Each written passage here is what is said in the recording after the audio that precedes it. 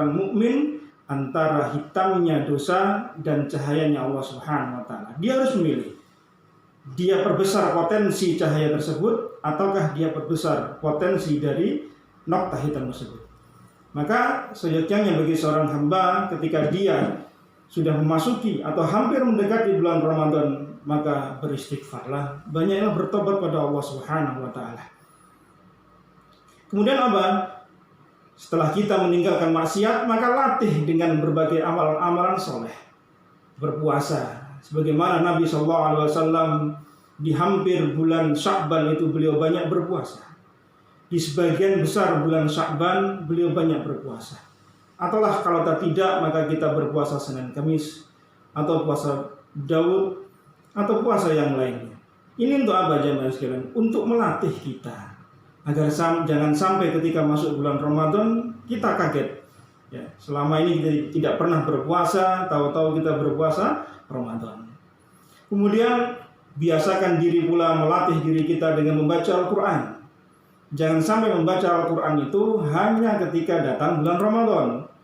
Jauh sebelum datang bulan Ramadan, maka seyogyanya Al-Quran senantiasa kita tilawah, senantiasa kita baca. Ya, jangan sampai Al-Quran ini teronggok di lemari kita, kemudian datang bulan Ramadan kita bersihkan, kemudian kita ambil, kita baca.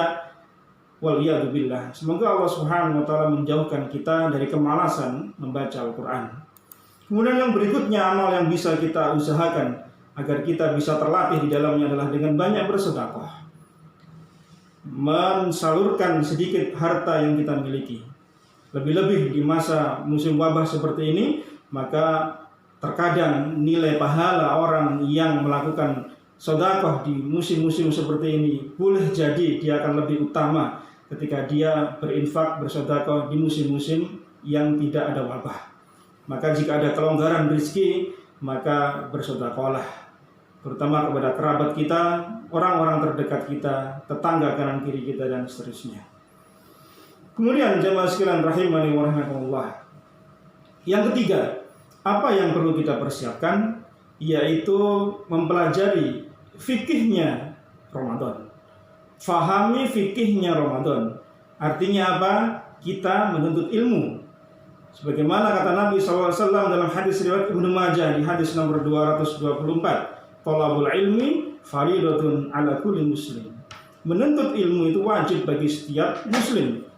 Maka ketika kita akan melakukan amal soleh, yaitu bulan Ramadan, amal-amal di bulan Ramadan, maka menuntut ilmu menjadi satu keharusan. Bahkan Imam Bukhari rahimahullah membuat satu bab dalam kitab hadisnya yang beliau dengan beri judul Bab Al-Ilmu Qabla Al-Qaul Wal-Amal. Ya, ilmu sebelum melakukan pembicaraan, sebelum berbicara, dan sebelum melakukan aktivitas. Lakukan atau pelajari ilmu-ilmu. Kita upgrade kembali ilmu tentang fikihnya Ramadan. Apa yang harus kita lakukan, apa yang menjadi pembatal-pembatalnya puasa, adab-adabnya, sunnah-sunnahnya, amal-amal apa yang harus kita lakukan. Memang puasa Ramadan adalah amalan yang datang setahun sekali. Kalau tidak di-upgrade kembali ilmunya, terkadang kita hanya tinggal melakukan amal puasa ini ya sebagaimana orang-orang yang lain, hanya sekedar menahan lapar, menahan haus, tidak berhubungan suami istri, selesai. Padahal di sana kalau kita banyak mempelajari ilmu-ilmu tentang Ramadan, tentang fikihnya Ramadan, insya Allah kita akan banyak menuai kebaikan-kebaikan. Umar bin Abdul Aziz rahimahullah pernah berkata, "Man abadallaha bi ghairi ilm kana ma yufsidu aktsara mimma yuslih." Siapa yang beribadah pada Allah tanpa didasari ilmu, maka kerusakan yang ia perbuat akan lebih banyak daripada maslahat yang akan dia peroleh. Maka mudah-mudahan kajian-kajian yang beredar secara online di musim wabah seperti ini mudah-mudahan menjadi oase bagi kita untuk mencari ilmu. Jangan sampai kemudian dengan alasan stay at home, ya di rumah saja kemudian kita tidak menambah ilmu. Insya Allah banyak kajian-kajian online yang mudah-mudahan ini bisa menjadi tambahan ilmu untuk kita. Dan mudah-mudahan ini juga bagian dari kita duduk di majelis ilmu di musim wabah seperti ini. Kemudian jamaah sekalian rahimani rahimakumullah, apa yang berikutnya? Yang kelima, yang keempat, pastikan makanan dan minuman yang kita makan itu adalah dari sumber yang halal.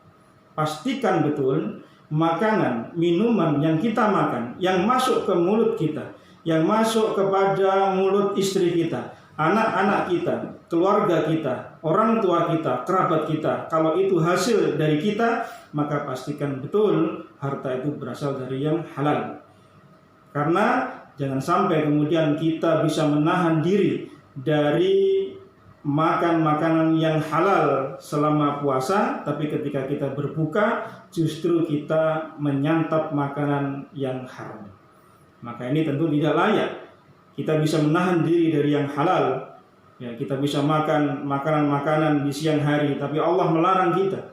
Padahal itu halal. Kita mampu untuk menahannya. Tapi mengapa ketika di waktu berbuka justru kita menyantap makanan yang haram? Maka ini peringatan untuk kita semua, terutama bagi para kepala keluarga, wahai para suami yang mencari nafkah, pastikan makanan yang masuk ke dalam tubuh kita, keluarga kita betul-betul dari hasil yang halal, agar Allah Subhanahu wa taala menerima amal-amal yang kita lakukan selama puasa tersebut. Kemudian yang kelima adalah perkuat keikhlasan kita pada Allah Subhanahu wa taala. Semakin ikhlas amal yang kita lakukan, maka akan semakin besar nilai pahala di sisi Allah Subhanahu wa taala. Bukankah Allah Subhanahu wa taala berfirman dalam surah Al-Baqarah, "Wallahu yudha'ifu liman yasha." Ketika Allah menjelaskan tentang balasan bagi orang yang berinfak, di sana Allah sebutkan, dan Allah melipat gandakan pahala bagi siapa yang Allah kehendaki. Siapa yang dikehendaki? Kata Imam Ibnu Katsir, yang dikehendaki oleh Allah Subhanahu wa taala. Mengapa Allah melebihkan amal pahala bagi seorang hamba? Itu tergantung dari tingkat keikhlasannya pada Allah Subhanahu wa taala dalam melakukan amal soleh. Semakin tinggi keikhlasannya, maka pahala itu akan semakin meningkat, semakin berlipat-lipat. Walaupun mungkin amalan itu sedikit, amalan itu ringan, tapi karena keikhlasan kita dalam beribadah pada Allah, mengharapkan pada Allah Subhanahu wa taala semata, maka insya Allah ini menjadi simpanan pahala yang sangat besar di sisi Allah Subhanahu wa taala, yang akan bisa kita tuai nanti di yaumul qiyamah. Semakin besar seorang hamba dalam mengikhlaskan dirinya pada Allah Subhanahu wa taala dalam beramal, maka ini akan menjadi modal berharga bagi kita dalam menjalani puasa. Terkadang seorang hamba menjalani puasa ini hanya sekedar dia rutinitas semata. Maka tanamkan pada diri kita keikhlasan pada Allah Subhanahu wa taala, dan yang kedua, tanamkan ittiba pada Rasul sallallahu alaihi wasallam dalam kita melakukan amal-amal soleh. Kemudian yang keenam, jamaah sekalian rahimani wa rahimakumullah, apa sih yang perlu kita persiapkan? Yaitu persiapkan amal-amal yang wajib terlebih dahulu untuk kita lakukan sebelum kita melaksanakan yang sunnah. Terkadang seorang hamba tertipu dengan amal-amal yang sunnah, tapi kemudian dia melalaikan yang wajib.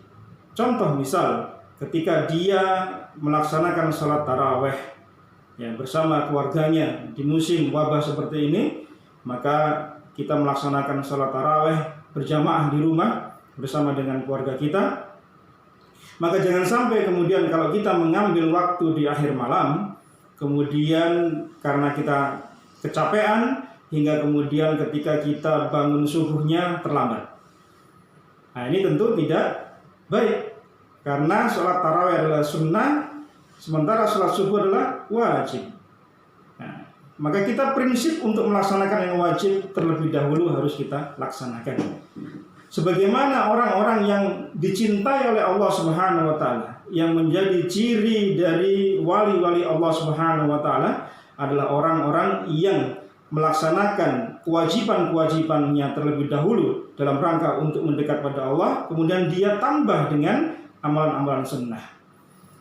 Dalam sebuah hadis qudsi yang diriwayatkan oleh Imam Bukhari di hadis nomor 6502, Rasulullah SAW bersabda, wa ma taqarraba ilayya 'abdi bi syai'in ahabba ilayya mimma aftaradtu 'alaihi wa ma yazalu 'abdi yataqarrabu ilayya bin nawafil hatta uhibbah. Tidaklah hambaku mendekatkan diri padaku dengan amal-amal yang lebih aku cintai daripada amal-amal yang wajib, kemudian dia senantiasa mendekat padaku, kata Allah Subhanahu wa taala, dengan amal-amal yang sunnah sampai kemudian aku mencintainya. Jadi syarat untuk agar dicintai oleh Allah Subhanahu wa taala adalah kerjakan yang wajib, kemudian sempurnakan dengan yang sunnah-sunnah. Maka jangan terbalik, orientasi kita dalam beribadah, kerjakan yang wajib terlebih dahulu, penuhi, sempurnakan, kemudian baru kita tambahi dengan yang nawafil, yang sunnah. Ini sebagai pelengkap dari amal-amal yang wajib kita. Kemudian apa yang kita persiapkan? Yaitu nanti selepas kita melaksanakan Ramadan, poin yang ketujuh adalah kita lakukan amal-amal itu secara kontinu, secara berkesinambungan. Ya, jangan sampai kemudian ketika kita terbiasa sedekah, terbiasa infak, kemudian setelah lepas Ramadan sifat bakhil kita kemudian keluar. Sifat bakhil terhadap harta kita kemudian kembali muncul. Padahal ketika bulan Ramadan kita sangat rajin untuk bersedekah. Ya, entah itu memberi berbuka orang atau memberikan santunan dan seterusnya. Maka seyogyanya persiapan kita adalah nanti setelahnya ya, kita kontinukan amal-amal yang kita lakukan. Pun termasuk ketika membaca Al-Quran. Kita sudah terbiasa untuk membaca Al-Quran, mentadaburinya. Maka seyogyanya pula nanti selepas kita Ramadan, kita pun juga terbiasa untuk membaca Al-Quran. Ya.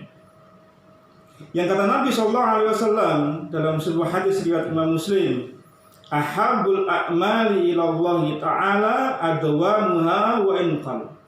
Amal yang paling dicintai oleh Allah Subhanahu wa taala adalah amal yang konsisten, kontinu, ajak walaupun amal itu sedikit. Kalau kita terbiasa membaca Al-Quran setelah sholat, wajib kita barangkali hanya 1 lembar, maka biasakan itu terus kita baca. Kalau terbiasa membaca 1 juz dalam 1 harinya, maka kontinukan untuk membacanya dalam 1 juz di hari-hari yang lain. Ini adalah untuk memberikan kita agar semangat dalam memenuhi amal-amal yang bisa kita lakukan di bulan Ramadan. Persiapan-persiapan seperti ini yang kita sampaikan ini adalah upaya kita sebelum datangnya Ramadan, masuk di bulan Ramadan dan setelahnya. Karena seorang hamba bisa dikatakan dia berhasil dalam melalui amal-amal Ramadan adalah kita lihat di akhirnya. Apakah setelah akhir Ramadan dia semakin meningkat amalnya ataukah semakin menurun? Maka ini menjadi pelajaran bagi kita semuanya. Semoga Allah Subhanahu wa taala menjadikan musim wabah seperti ini tidak menjadikan kita semakin surut dalam beraktivitas, entah itu untuk aktivitas pekerjaan kita atau aktivitas kita dalam beribadah, beramal soleh, ya, terutama untuk menuntut ilmu pada kajian seperti ini atau amal-amal yang lain. Semoga Allah Subhanahu wa taala menjadikan musim seperti ini menjadi pelajaran berharga bagi kita. Semoga Allah Subhanahu wa taala menjadikan Ramadan ini bukan menjadi Ramadan terakhir bagi kita. Semoga Allah Subhanahu wa taala menguatkan kita semua agar bisa melalui Ramadan ini dengan berbagai macam amal-amal soleh.